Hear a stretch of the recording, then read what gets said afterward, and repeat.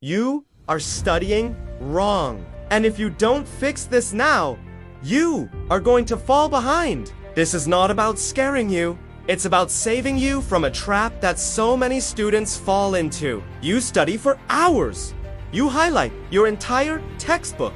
You reread your notes until your eyes glaze over. And a week later, it's like you never even opened the book. You feel like you're working harder than ever, but your grades don't show it. The problem isn't your effort. It's your method. Studying hard does not equal studying smart. And this is a lesson most students, unfortunately, never learn until it's way too late. The reason studying feels so hard and yields so little is because you're doing it passively. Let's be honest.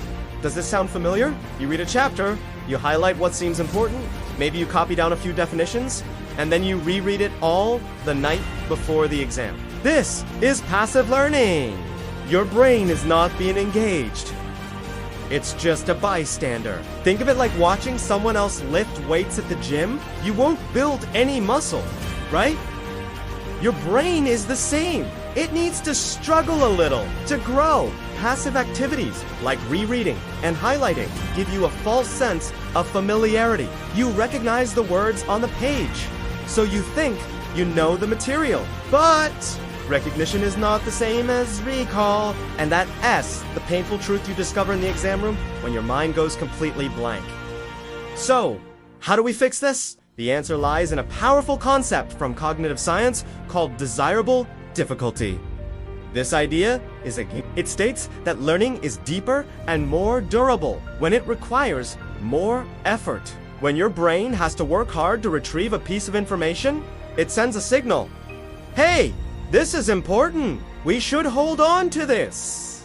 That little bit of struggle is not a sign that you're failing. It's the sign that you're actually learning. Easy. Passive learning is forgettable learning. Difficult. Active learning is permanent learning. So, the goal isn't to make studying easier in the moment. It's to make it more effective in the long run by introducing these desirable difficulties. This brings us to the real way to study. It is built on two core pillars that scientists have proven time and time again to be the most effective learning strategies in existence. These are active recall and spaced repetition. Forget everything else you've heard for a moment and just focus on these two. They are the foundation of true memory formation. Active recall is the process of actively retrieving information from your memory. Instead of passively reading your notes, you actively test yourself on them. Spaced repetition is the technique of reviewing that information at increasing intervals over time. It's about spacing your learning out. When you combine these two, you create a powerful system that tells your brain exactly what to remember and ensures it stays there for good. Active recall is far superior to passive review.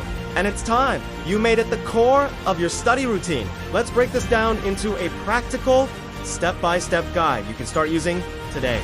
Step 1. After you've learned something new, close your book, put your notes away, and try to explain the concept out loud in your own words. Or write down everything you can remember on a blank sheet of paper. This is your first act of active recall. You are forcing your brain to retrieve the information, not just recognize it. Step 2. Transform your study material into questions. Instead of just summarizing a chapter, create questions about the key concepts. Use flashcards, quiz apps, or just a simple document. Questions, not notes, should become your primary study tool. Step 3 is where spaced repetition comes in. Create a review schedule. After you first learn and quiz yourself on a topic, review it again the next day. If you get it right, wait 3 days before you review it again. Then a week, then 2 weeks, and so on. This schedule of reviewing at increasing intervals is magical for long-term memory. You're interrupting the forgetting curve right before the memory fades. Step 4. Keep cycling what you forget. Anything you get wrong during your review sessions goes back into the review tomorrow pile. You don't just give up on it, you continue to test yourself on the difficult material more frequently until it sticks. This system ensures you're spending your time efficiently, focusing on your weaknesses instead of just rereading what you already know. Now, I want to talk about something even deeper than study techniques. It's your identity. Motivation is fickle. It comes and goes. Some days, you'll feel like a genius, and other days, you won't even want to get out of bed. You cannot rely on motivation to get you through your academic career. What you can rely on is your identity. Your identity creates discipline. So many students walk around saying, I'm a procrastinator, or I'm just bad at math.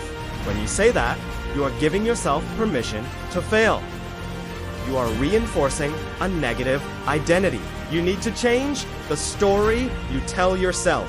Starting today, stop identifying as a procrastinator. Instead, tell yourself, I am the type of person who takes action. Instead of saying, I have to study, say, I am a student who studies before I need to. This isn't just cheap self-help talk. It's about rewiring your brain to see studying not as a chore you have to do, but as a part of who you are. Your actions will start to align with this new identity, and discipline will become automatic. You won't need to find motivation to study, because it's simply what you do.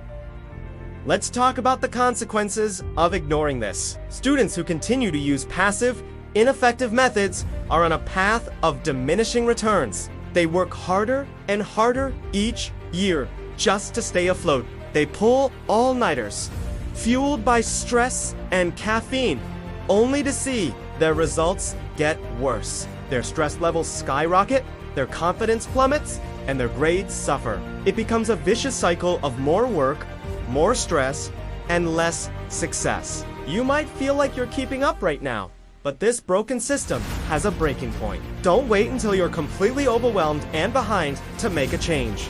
It's not too late for you right now, but it will be if you keep studying the wrong way.